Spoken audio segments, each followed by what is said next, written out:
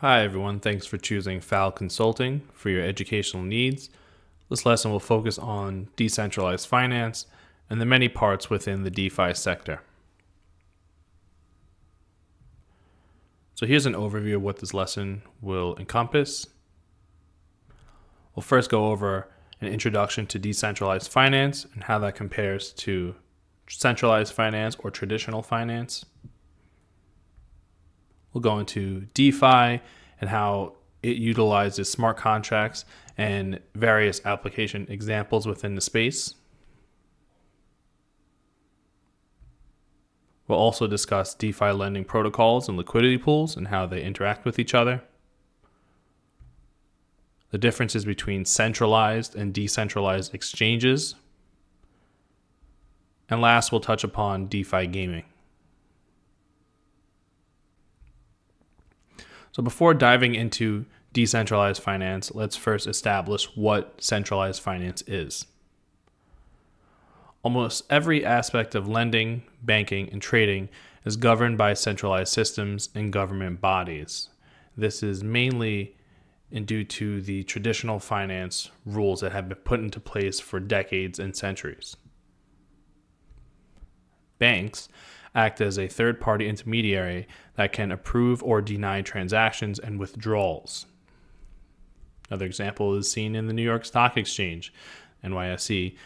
This exchange controls what assets are able to be purchased in the US, and the group can delist and discipline companies for not following their guidelines.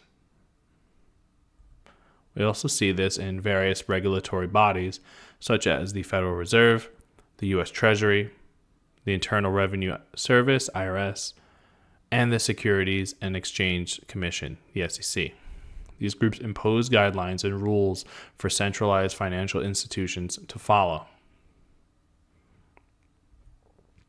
And as a result of all this centralization, these intermediary groups reduce the ease of access to capital and financial services available to the public space.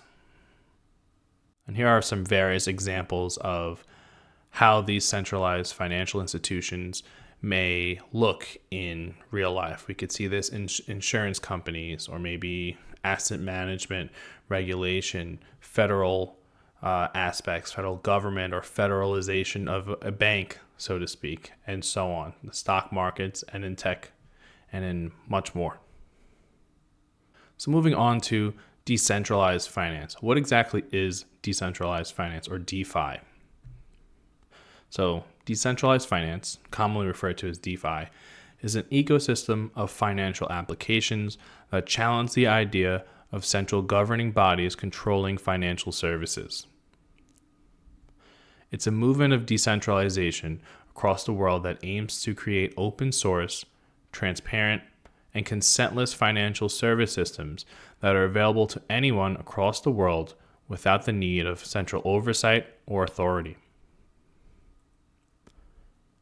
DeFi apps and services are built upon public blockchains such as Ethereum.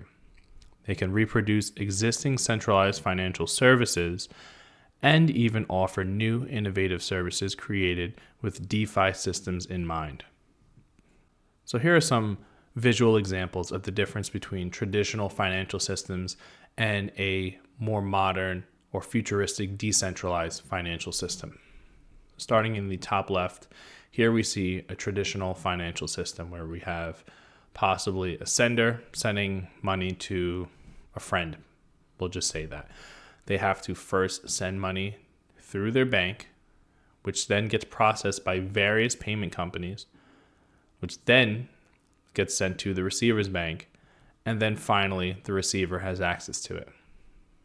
Which in total, we see a total, at least in this situation, of at least 3 intermediaries between the sender's bank, payment companies, and the receiver's bank, all acting as intermediaries, essentially middlemen, in between the process of sending money from one person to another.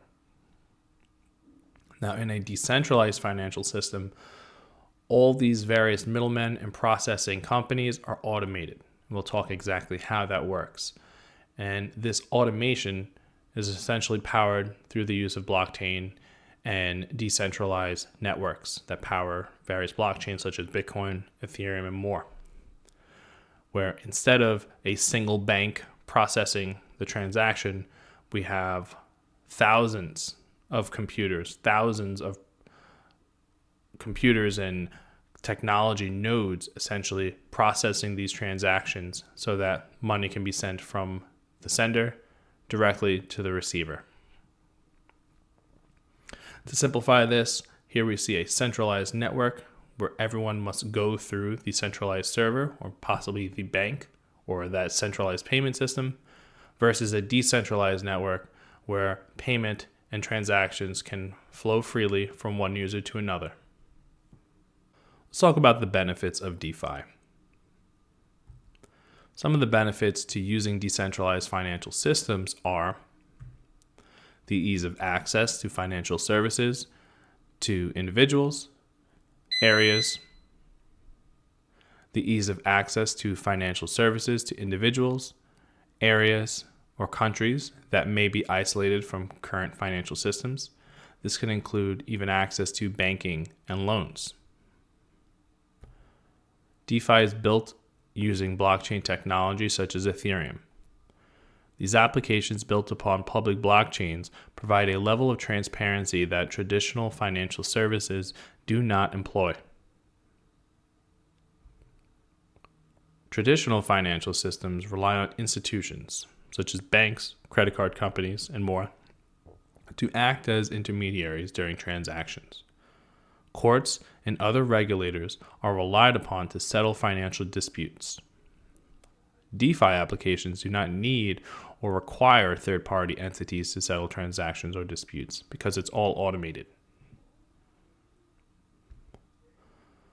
Agreements can be made in the form of smart contracts, which cannot be altered. This removal of third-party oversight in financial transactions reduces the overall cost of providing and using these services and allow for a more fluid financial system.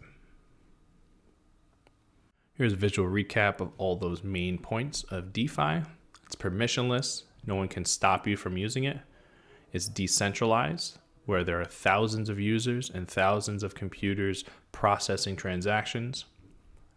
It's also trustless in that anyone is allowed to use it and that you can trust the users that are employing and helping to provide the transactions and helping enable transactions. It's also transparent. You can look up any transaction on the blockchain and no information is hidden. It's also censorship resistant. Once again, it's decentralized. It's not controlled by a single entity that can stop you from purchasing something maybe in another country, on another continent. You're freely able to use your funds anywhere and any way you please. And finally, it's highly programmable in that the use of smart contracts allow developers and programmers to create applications and other systems that can serve a wide variety of functions and help a wide variety of needs. And one of the main benefits is that it is globally accessible. It's not limited to a specific region or a specific country or maybe even a specific language. It's available for all users around the world.